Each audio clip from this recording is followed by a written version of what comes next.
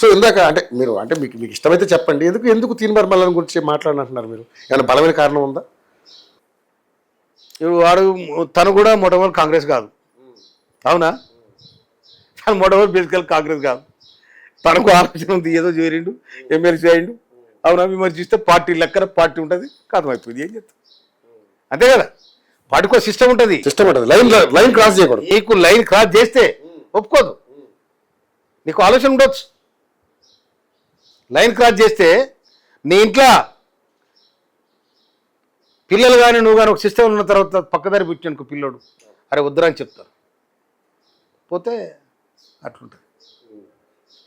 దానికి సింపుల్ అంతే, దానికి పెద్దగా మనము సాగదీసి నిలదీసి. సాగదీయడం అంటే ఆయన ఈ రోజు మీ పార్టీలో జాయిన్ ఎన్నడు జాయిన్ అయ్యిండు, ఎప్పుడు జాయిన్ చెప్పు.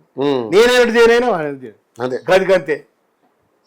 సో పార్టీ అంటే పార్టీలో గెలిచి మీరందరూ సహకరిస్తారు గెలిచారు అనేది మేమందరం సపోర్ట్ చేసినాం, గెలిపించినాం, అవును కాదనం. కానీ తనకు ఆలోచన ఉంది, అవును, ఆ ఆలోచన తన వ్యక్తిగతం అది. అటువంటిప్పుడు పార్టీకి ఇబ్బంది అనుకున్నప్పుడు పార్టీ చర్య తీసుకుంటుంది. అంటే బీసీ నినాదానికి మీరు వ్యతిరేకం? బీసీ కాదా, బీసీలు ఓట్లు ఏందే రాజ్యం వచ్చిందా కాంగ్రెస్ పార్టీ? బీసీలు, ఎస్సీలు, ఎస్టీలు, ఓసీలు అందరూ వేస్తేనే కదా రాజ్యం వచ్చేది. ఒక్కటి కులం వేస్తే వస్తుందా? అవునా? ఒక్క కులం వేస్తే రాజ్యం వస్తుందా ఎవరికైనా? ఇలా మోడీ ప్రధానమంత్రి అయ్యిండు, మోడీ కూడా బీసీ అయ్యాడు. మరి ఆయన ఒక్కడే ఆయన ఓట్లు వేసుకుంటే అయిందా? డెమోక్రసీలా భారత రాజ్యాంగం చాలా బలమైన రాజ్యాంగం, అది లిఖిత రాజ్యాంగం, సవరించుకోవచ్చు కానీ మారవడానికి వీలేదు. అందుకోసం డెమోక్రసీల ప్రజాస్వామ్య వ్యవస్థల ఓటు అనేది చాలా బలమైంది.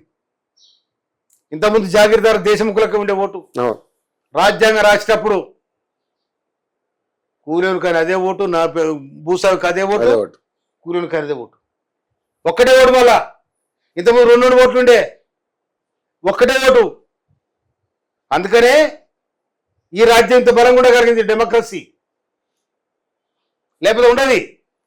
కరెక్ట్. కానీ మల్లన్న ఏదో మంత్రి పదవి ఆశించారని, అది ఇవ్వనందుకే, సముచిత స్థానం ఇవ్వనందుకని ఆశించారు కాదు. నేను ఏమంటారు, మా మాదిగర మంత్రి పదవి కావాలంటున్నా. మీరు ఓకే, మీరు అడుగుతున్నారు. అలా ఆయన అడగడంలో ఎంతవరకు న్యాయం ఉందని మీరు చెప్పి నీకు చెప్పు.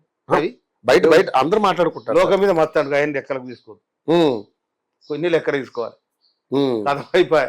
ఓకే, గీత దాడితే వేడు తప్పదు, అంతే కదా.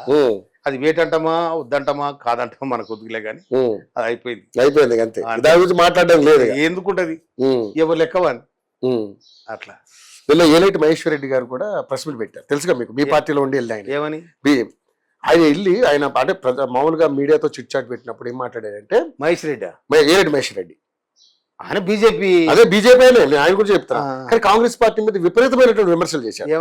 ఏం చేశారంటే, రేవంత్ రెడ్డికి ఈ మంత్రులు ఎవరు కూడా సహకరించట్లేదు, సో వీళ్ళు ఎవరి దారి వాళ్లే చూసుకుంటున్నారు కాబట్టి రేవంత్ రెడ్డి మీద విపరీతమైనటువంటి లెటర్లు అధిష్టానానికి రాసి ఈ రోజు ఆయన్ని పదవి నుంచి తీసే బాధ్యత వాళ్ళు తీసుకున్నారని చెప్పేసి మాట్లాడుతున్నారు. ఒక్క లెటర్ను బయట పెట్టమని చెప్తున్నా. ఏలేడు మహేందర్ రెడ్డి కదా, మహేశ్వర్ రెడ్డి ఒక్క లెటరు ఏ మంత్రి వ్యతిరేకంగా రేవంత్ రెడ్డి గారికి రాసిర్రో ఒక్క లెటర్ బయట పెట్టమా. ఆయన ప్రతిపక్ష నాయకుడు కదా.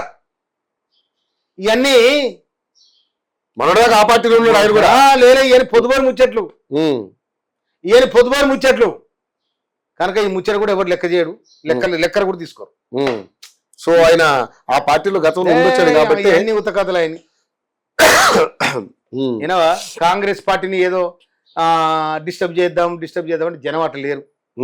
ఏనవా జనం అట్లా లేరు, మా ఎమ్మెల్యే అట్లా లేరు, మా మంత్రులు కూడా అట్లా లేరు. మనకు 10 ఏళ్ల తర్వాత రాజ్యం వచ్చింది ప్రజల కోసం. దీన్ని ప్రజల కోసం మనం పదిలంగా నడపాలని మంత్రివర్గం, ముఖ్యమంత్రి అందరు కూడా కలుసుకొని పనిచేస్తూ ఉన్నారు తప్ప ఇంకోటి లేదు.